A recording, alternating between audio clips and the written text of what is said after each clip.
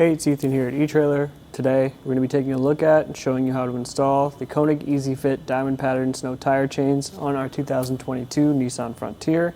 These are going to be on tire size 265, 65, 17. Make sure you check the fit guide at etrailer.com to get the right fit for your tire size. Also, we have them on the rear axle as per the owner's manual. Make sure you're also double checking that to make sure you get the chains on the right axle for your car. But these chains are going to be a little bit unique, and that is just going to be because of how easy they are to install. On the box it says it only takes 12 seconds. We found that it does take a little bit longer than that, but that is the thing that sets these apart, so let's check it out. First thing that's probably going to jump out at you is this long self-tension bar here in the middle. So that's going to be the mechanism that they use to tighten everything down. Just a lever that we pull down here, which we'll take a closer look at in the install. It's got a soft liner on the back to protect the rims, because as you can see it does go straight across it there. But that's really what sets it apart. Otherwise, the chains are very similar to other diamond pattern style chains. That diamond pattern basically meaning that they do go at angles and intersect here in the middle, which gives you more coverage on your tire. It helps you a lot with turning. You don't get as much traction when you're starting and stopping, but you definitely feel these a lot less than you would a traditional ladder pattern style chain. The links themselves are really small and low profile, which contributes to the fact that these do meet Class S compatibility standards. That and the fact that we don't really make any connections on the backside at all. So that Class S compatibility is what the dealer actually recommends in the owner's manual for chains for this car. So that's really nice, and these could be a good option for you in that case. The links are square, they're small. They're still going to get you that bite into ice and snow. And they're made of a manganese nickel alloy, which is going to last longer and hold up to rust, weather, and corrosion better than a low carbon steel chain would. The first thing we like to do for the install is just to lay the chains out, make sure that everything is here, accounted for, and that nothing is wrapped around itself. For these chains, we want to first separate this red cable here in the back. So just spread these out as wide as they can go until that reaches its full length. And then we'll drape this sort of metal spine over the top, just making sure that none of the chains get stuck between the outside and where these are going to go behind our tire here at the bottom. So just a matter of taking our time, making sure that everything lines up,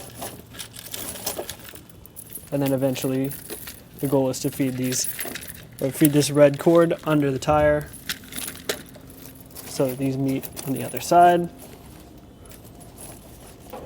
And we'll make sure that this one is on the other side as well. So now we can see that both of those are on the back. The only thing that's left to do is push this lever down. It's pretty hard to do with your hand, so I actually end up using my foot. Just stand up, slide that down, click it into place, fold that up, and that's it. Once you have that, they're pretty much installed, but they do finish tensioning fully after one tire rotation. So make sure you get these on your passenger side tire as well. Rotate your tires one rotation forward or backwards. The chains will then self-tension, and then you're ready to go. One thing about these chains is that although they are easy to install, the fact that how they're designed does make them a little bit bulkier to store. So this is the case that it comes in. You can see that the other chains are in here, as well as the instructions and some extra parts as well. So technically they say it doubles as a mat to kneel on when you're installing the chains, which, I mean, sure, I think it would work like that, but it's pretty thin. It's going to be a good way to keep your knees off the snow, I guess, if that's what you're doing when you're installing them. But I can't imagine a much better way to store these chains than with this bag, unless you have something larger and more durable. But I think for these and how they're designed, it's going to be the best way that I can think of to carry the chains and keep them along. But with these or any other chains, we still do recommend trying it out in your garage before you find yourself stranded on the side of the road trying to figure it out.